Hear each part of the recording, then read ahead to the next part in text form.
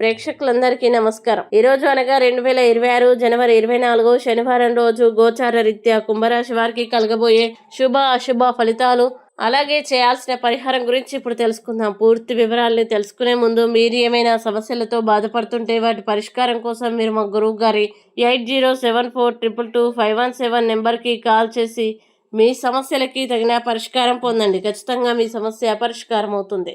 అలాగే మీరు మొదటిసారి మా ఛానల్ని చూస్తున్నట్లయితే వెంటనే సబ్స్క్రైబ్ చేసుకోండి. ఇక పూర్తి వివరాల్లోకి వెళ్తే, పంచమ స్థానంలో సంచరిస్తున్న చంద్రుని ప్రభావం వల్ల కుంభరాశి వారికి మీ నిక్కచ్చితనం మరియు నిర్భయంగా వ్యక్తపరిచే అభిప్రాయాలు ఈరోజు మీ స్నేహితుడిని అనుకోకుండా గాయపరచవచ్చు. కాబట్టి మాటల విషయంలో కొద్దిగా సంయమనం పాటించడం మంచిది. డబ్బుల్ని పొదుపు చేయాలనే ఆలోచన ఈరోజు కార్యరూపం దాలుస్తుంది. మీరు అనుకున్నట్టే ఆర్థికంగా కొంత మొత్తాన్ని ఆదా చేయగలుగుతారు. అయితే ప్రతి ఒక్కరి డిమాండ్లను తీరుస్తూ పోవాలని ప్రయత్నిస్తే మీ పని మీరే మోసుకుపోవాల్సి వస్తుంది. అందువల్ల అవసరమైన చోట మాత్రమే సహాయం చేయడం ఉత్తమం. ప్రేమ విషయంలో అతి ఆధారపడే బానిసలాగా ఉండకండి. మీ వ్యక్తిత్వానికి స్వేచ్ఛకు కూడా తగిన ప్రాధాన్యం ఇవ్వాలి. అనవసర పనుల కారణంగా ఈరోజు మీ సమయం కొంత వృధా అయ్యే అవకాశం ఉంది.